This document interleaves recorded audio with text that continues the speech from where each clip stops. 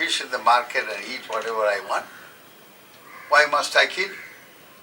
As soon as this sane thinking, wise thinking got into his mind, his life changed. He gave up fishing and all that. And then also this mad rush for authority and money and wealth and property and all that. I said, no more. Be happy, be satisfied with you have. You have a big bungalow, you have this, you have so much big bank balance. You are not going to carry all that when you die. Why must you run after all that? He said, yes, it makes sense. So he says, at least do this. Don't steal or don't deprive others, don't exploit anybody in the name of your corporate duties and all that sort of thing. At least don't exploit, don't cheat. Neither cheat others nor cheat yourself. So he said, well, I have to tell lie, Otherwise I can't run my company. I said, look, choose between peace of mind, freedom of mind and company lying. Just that. As simple as that. So he said, no, I choose freedom. So that is how he followed the Panchashila, found a lot of peace of mind and happiness, lot of satisfaction and relaxed life. He says, I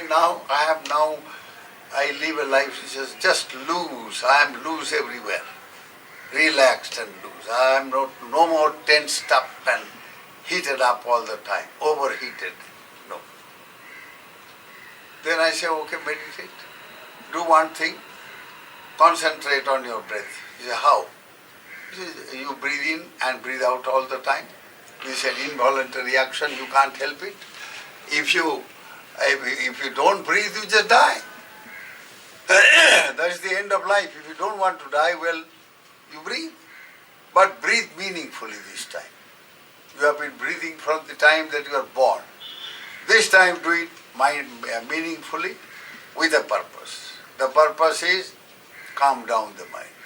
See, there is a connection between breathing and mental action.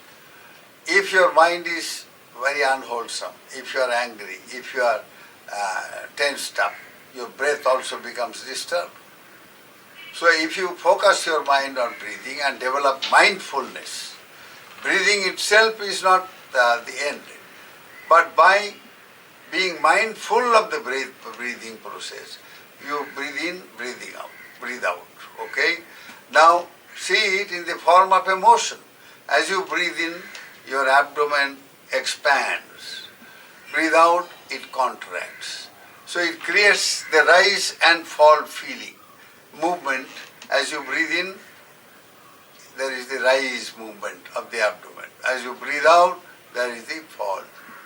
So just focus your mind, that is, be attentive to this movement of rise and fall in the abdomen area. That's all. Now when you do that, you will see your mind runs about here and there and all that. Find out where it has gone. You will see invariably it has gone to the past or into the future. Now you are stuck in a world of unreality because the past does not exist. It is past and gone. You are only, it's memory which is built of the stuff of dream, that's all. You are in a dreamland. Similarly,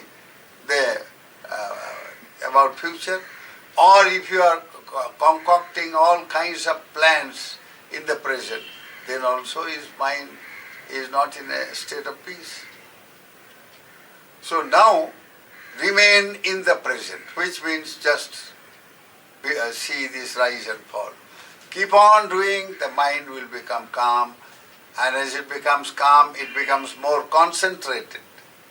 And when it becomes more concentrated and mindful, that means alert, very alert, you will see the nature of the mind itself has changed. it is no longer the state of consciousness with which you started your meditation, no. You see, it has become so still and calm, and you are no longer focusing on the physical aspect of the rise and fall movement, no. You are becoming aware of the movement of rise and fall. So now your mind has changed into, you are aware of the awareness of the movement, which is very different from just being aware of movement. So when it has changed into awareness of the awareness of movement, then the mind has become very calm and subtle. And then you might find some wonderful object, a bright object or some such thing. And then in that state, there is no longer any of the mental obstructions that come on the way to progress. So in this way, as you go, you develop a great deal of peace and calm, and thereafter you develop what is called insight into the reality of mind itself. You see how things are now. Breath. You breathe in, immediately you breathe out. So change. So from moment to moment, as you breathe in, you are living. As you breathe out, you are dying. So living and dying is a moment-to-moment business. Once you realize and once you become very deeply conscious about this reality, you lose fear of death. Most people are fear of death. They have great fear of death. That is why they keep on grabbing, they are accumulating money, go to the bank, dump the money in the bank and have nothing out of that money, except fear, except greed. So now when you have lost the fear of death in this way, and you know from moment to moment life is nothing but a state of becoming. It is not being, it is becoming. Bhava. Most people think they are in a state of being. That means a permanent state where they are forever the same thing. They are not changing. Life is permanent. And what do they call that notion of permanence? They call it I. They call it my wife, my husband, my property, my money, my son, my this.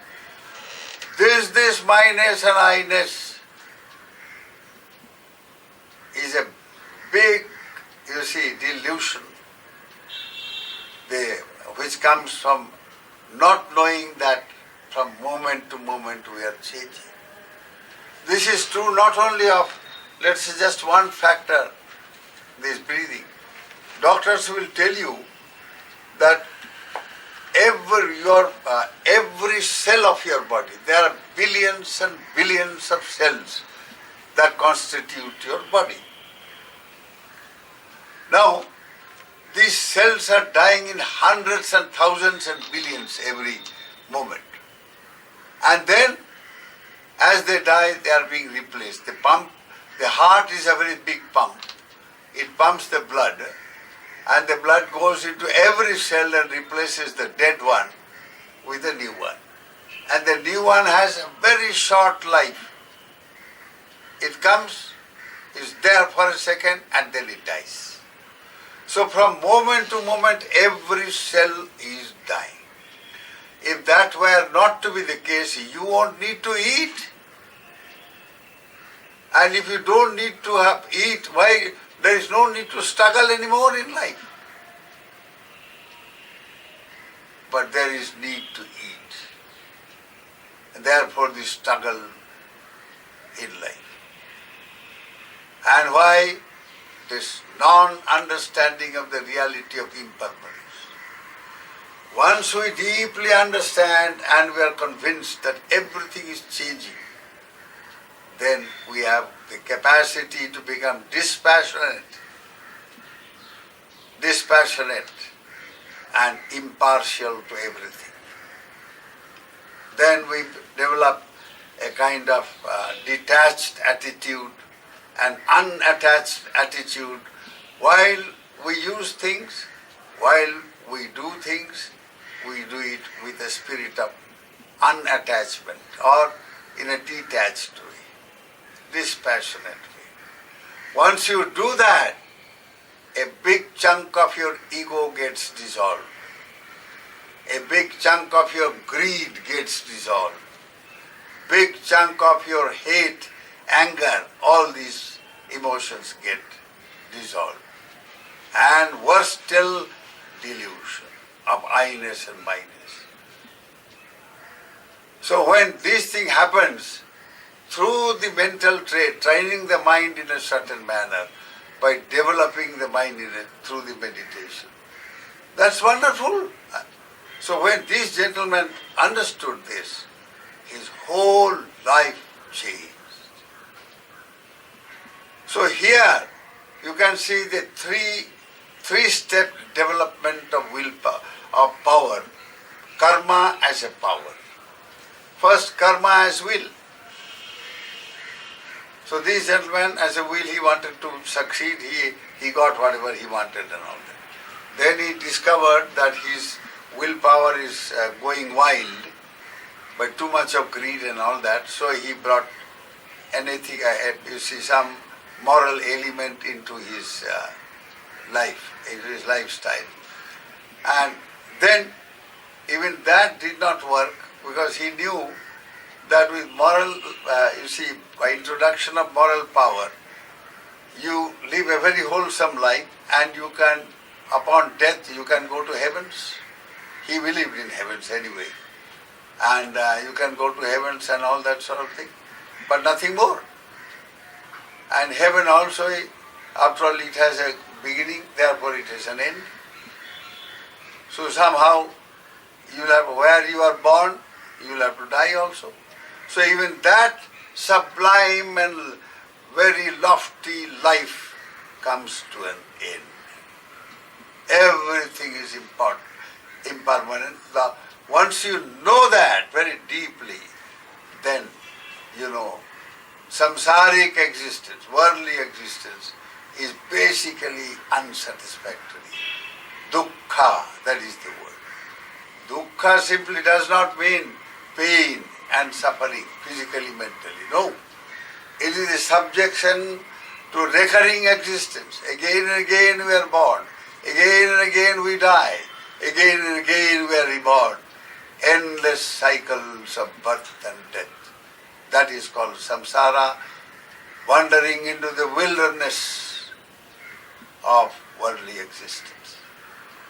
So when this deep insight comes in, so there, this karma again, it has changed from the willpower to the moral power to the spiritual power. It is based upon the knowledge and insight into the reality of the Four Noble Truths, which in terms of actual day-to-day living boils down to the Noble Eightfold Path, Sila, Samadhi, Panya. Today we leave it at this. We shall pick up. Now this means here, Bhava Chakka, the wheel of becoming, karma as constant becoming. We'll pick up the thread in the next discourse.